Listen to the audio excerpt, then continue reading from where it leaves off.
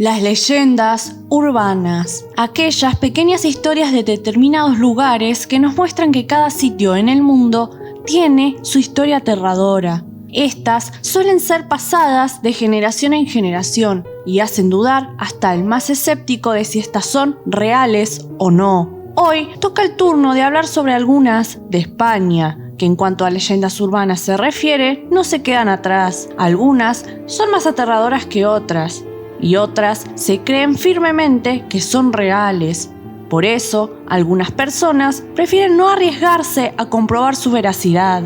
Hoy recopilé algunas de ellas que resuenan con fuerza en la comunidad española, así que acompáñame a conocer esta recopilación breve de leyendas de España. Empecemos con una de las más conocidas en el país, que tiene como protagonista a un mueble. Así es, como lo escuchaste, una silla apodada como la silla del diablo. Y la historia de esta es la siguiente. A mediados del siglo XIX, limpiando en un trastero de la Universidad de Valladolid, un portero del edificio se encontró con una silla abandonada en una esquina. Cansado, decidió sentarse un rato. 3 días después, lo encontraron en el sitio, en la misma esquina, en la misma silla, muerto.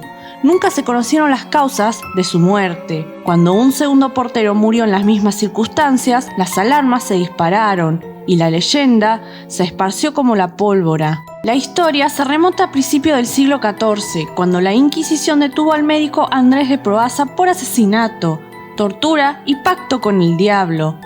Había abierto una cátedra de anatomía, pero los rumores decían que sus conocimientos provenían del maligno. La desaparición de un niño cerca de su casa alertó a las autoridades, que le sacaron la confesión de asesinato, pero no de un acuerdo demoníaco. Sí admitió que poseía una silla que le permitía entrar en un estado de trance y de la cual obtenía todo el conocimiento que necesitaba para sus diagnósticos. Aseguraba que solo un médico titulado podía hacer uso de ella y que cualquier otra persona moriría a los 3 días de haberse sentado en ella. En la actualidad, la silla se encuentra en el Museo Provincial de Valladolid, por si quieres ir a verla. Y, ¿por qué no?, probar si esta leyenda es cierta sentándote en ella. Continuemos con la leyenda de la Casa de los Espíritus de Coslada en la Comunidad de Madrid. 2 años de ruidos extraños y sucesos inexplicables mantuvieron despierta a una pareja en la localidad madrileña de Coslada en 1993. Cuando su hijo cayó enfermo sin razón aparente, decidieron investigar. Al arrancar el papel de una de las paredes de su casa, en la calle del Dr. Barraquer, de donde procedían los fenómenos más paranormales, descubrieron que debajo se dibujaba un nombre: Charo. Algunos vecinos recordaron la época en la que el apartamento estuvo ocupado por una mujer que decía ser vidente. Tenía una bola de cristal y se decía que realizaba rituales extraños, además de practicar la ouija. El nombre de la vidente, de la que no se supo nada después de que abandonase la casa, era Charo. Clara Tahoces, colaboradora de Cuarto Milenio, estuvo investigando el caso y descubrió que la pareja decidió mudarse. Pero los vecinos siguieron escuchando ruidos que provenían de la vivienda vacía. Se especula que el espíritu de Charo sigue vagando por ese sitio.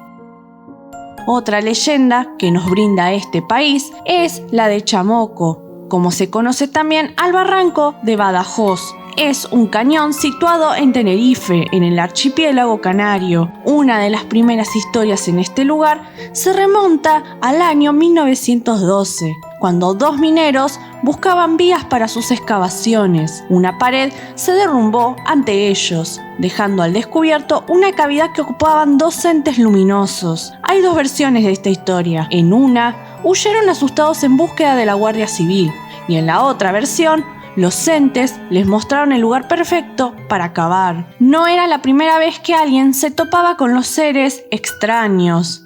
Décadas antes, según se cuenta, una niña salió a buscar fruta por el barranco.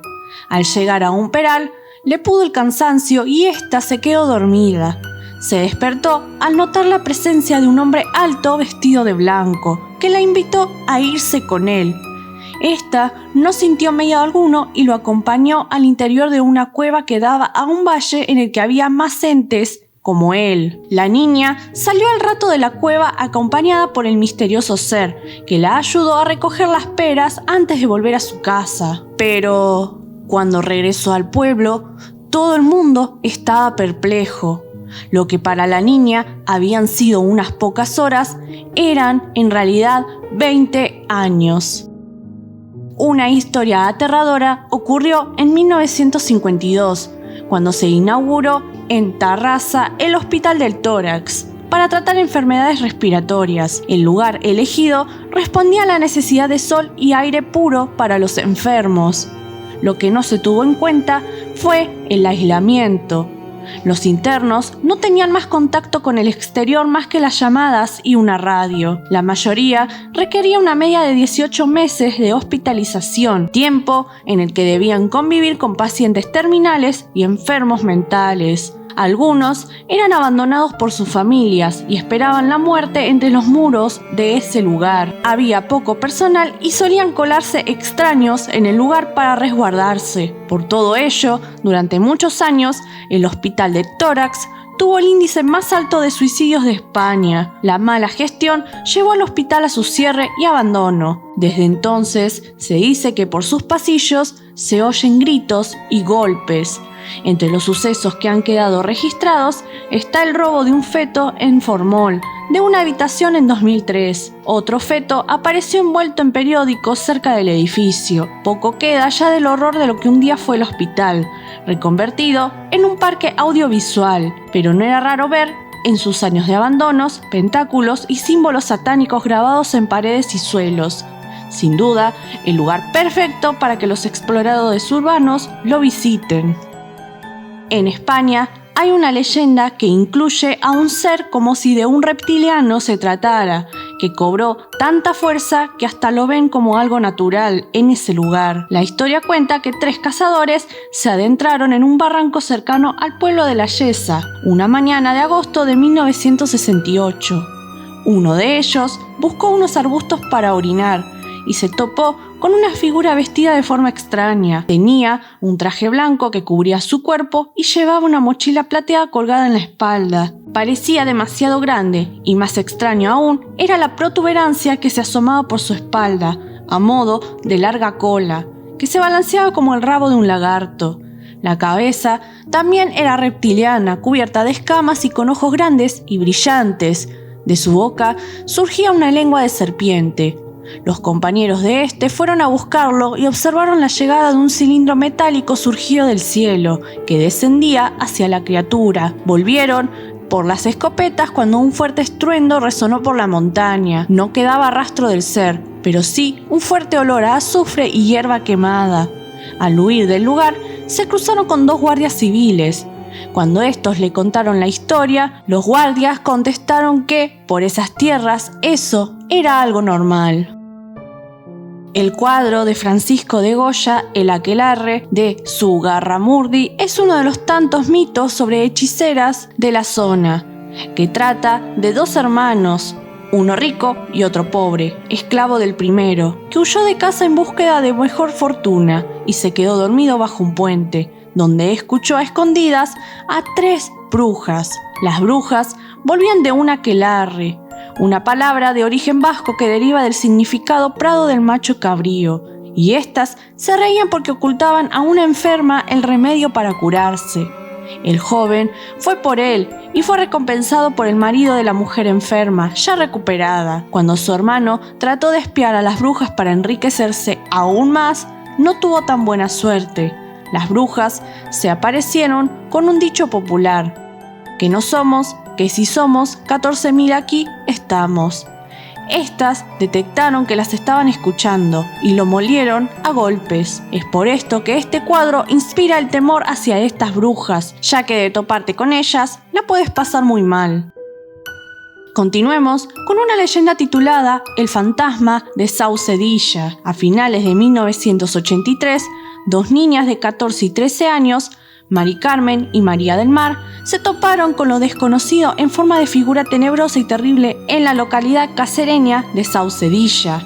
Mari Carmen volvía a su casa cuando una figura enorme cruzó la acera y se plantó ante ella. Era un ser humanoide de aproximadamente 3 metros, cuyos brazos y piernas, si es que los tenía, estaban cubiertos por una túnica negra. Antes de que pudiera verlo con mayor claridad, el ser giró en una calle y desapareció. Su encuentro fue similar al de María del Mar, pero esta vez la figura estaba quieta en mitad de la calle, mirándola fijamente. La niña no pudo reconocer ningún rasgo al huir del lugar, presa del miedo. Esa noche, al sacar la basura, el horror mostró su cara. Asomándose por encima de un pilar de 2 metros de altura, era el ser que se había encontrado horas antes, y pudo distinguir su rostro a la perfección. Una cabeza alargada, pálida, con el pelo peinado hacia los lados y una cicatriz que surcaba su cara. La niña salió despavorida hacia el interior de la casa, justo cuando el ser reveló que sí tenía brazos y con un gesto lento le pidió que fuera con él. Sin duda, un ser que no te quieres topar en la noche ni en ningún momento del día. Por último, les contaré una leyenda un poco inquietante.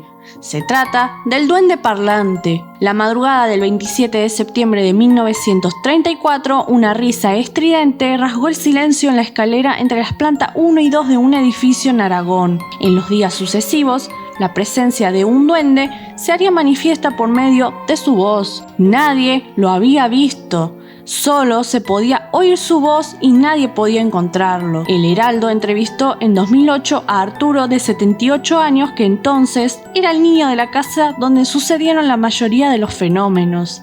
Asegura que llamó Chalado al duende y una voz le contestó: «Chalado no, pequeño». También se oían otras cosas que el supuesto duende decía sin parar. The Times y la BBC fueron a la ciudad para cubrir los sucesos. La policía incluso mantuvo conversaciones con el ente, tratando de localizarlo. Peinaron el inmueble, levantaron el tejado y trataron de derribar la chimenea, pero al tomar medidas, una voz apuntó: «No se moleste, son 78 centímetros».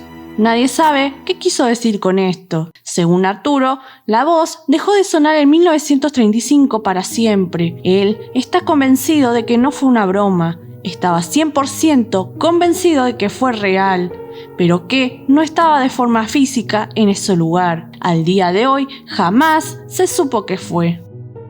Si les gustó el video, denle like y compártanlo con sus amigos. Eso me ayudaría mucho a crecer. No olvides seguirme en Facebook y nos vemos en el próximo video.